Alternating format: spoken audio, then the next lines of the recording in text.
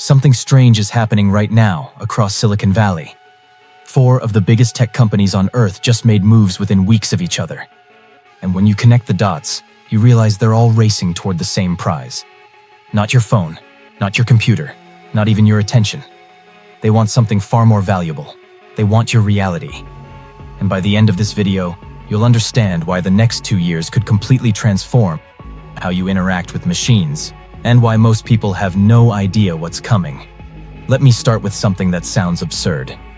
What if I told you that the smartphone in your pocket might be the last screen-first device you ever truly need? That's the bet Apple is making right now. According to detailed reports, Apple is secretly developing a wearable that looks almost nothing like anything they've ever built. Forget the watch. Forget the Vision Pro headset. This device is roughly the size of a thick coin. A small disc you clip to your clothing. But here's where it gets interesting. This isn't just a fancy tracker. Inside this tiny piece of hardware, Apple has reportedly crammed 2 cameras, one standard, one wide angle, 3 microphones, a speaker, and neural processing power designed to understand the world around you in real time. Think about what that means. Your phone only knows what you tell it. You type, you tap, you speak. But this device? It sees what you see. It hears what you hear. It understands context without you lifting a finger. Now, if that sounds familiar, you might remember another company tried this exact idea. Humane launched an AI pin with massive hype, raised hundreds of millions in funding, and then watched it collapse spectacularly. Reports suggest they sold fewer than 10,000 units before shutting down. So why would Apple walk straight into that graveyard? Here's what most people miss about Apple's strategy. When Apple enters a market, they rarely invent something new. They wait. They watch others fail. Then they solve the problems that killed everyone else. The Humane pin failed because it was slow. Responses took too long. Battery life was abysmal. And critically, people felt weird wearing a visible camera on their chest. Apple's version reportedly uses their custom neural engine, the same silicon that powers on-device AI in iPhones.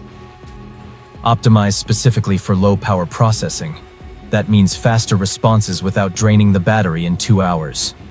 Their ultra-wideband chips could enable spatial awareness, letting the device understand not just what's in front of you, but where everything is around you. And the timeline matters here. Apple is targeting 2027 for launch. That gives them 2 more years of chip improvements, 2 more years of refining their on-device AI models, and 2 more years of learning from everyone else's mistakes. But there's a bigger picture emerging, and this is where things get really fascinating. While Apple builds hardware to understand your physical world, Microsoft just revealed something that could change how machines operate within that world. They've unveiled a new AI system designed specifically for robotics. And unlike traditional robots that follow rigid programming, this one learns, it adapts, it even corrects itself when it makes mistakes.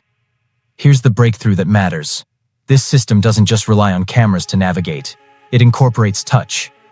Tactile sensing that lets robots adjust their grip, their pressure, their movements based on physical feedback. Think about how you pick up an egg versus a baseball. You don't consciously calculate force. Your hand just knows. Microsoft is trying to give machines that same intuition. The implications stretch far beyond factory floors. Robots that can learn and adapt could eventually assist in homes, hospitals, disaster zones, anywhere rigid programming falls apart.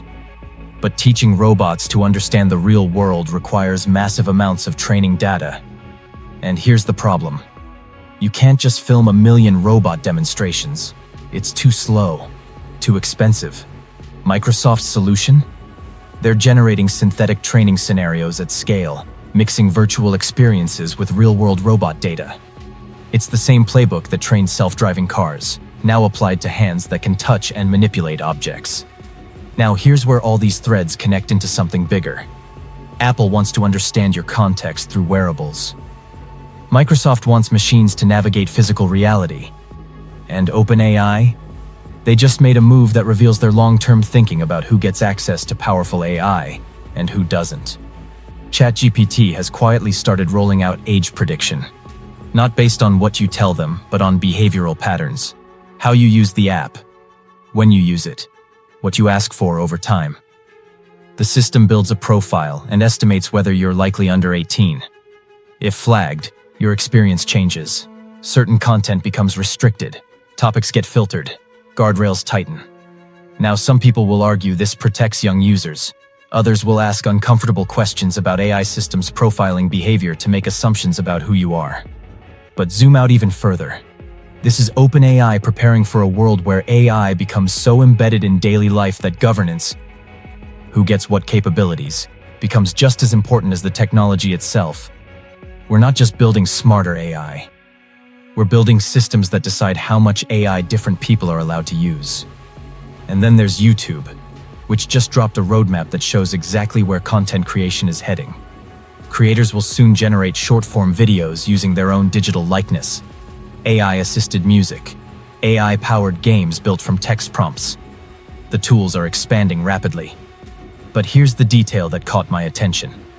YouTube specifically mentioned cracking down on what they called low-quality AI-generated content flooding the platform. Translation: AI tools are becoming so powerful that anyone can create content. And platforms are already worried about drowning in mediocre AI slop. The winners in this next era won't be people who use AI to mass-produce content. They'll be creators who use AI to make things humans actually want to watch. So step back and look at what's actually happening. Apple is building AI that lives on your body. Microsoft is teaching machines to touch and adapt. OpenAI is deciding who gets full access to intelligence. YouTube is reshaping creation itself. These aren't separate stories. This is one story. The race to move AI out of the screen and into the physical world. Whoever wins this race controls something unprecedented.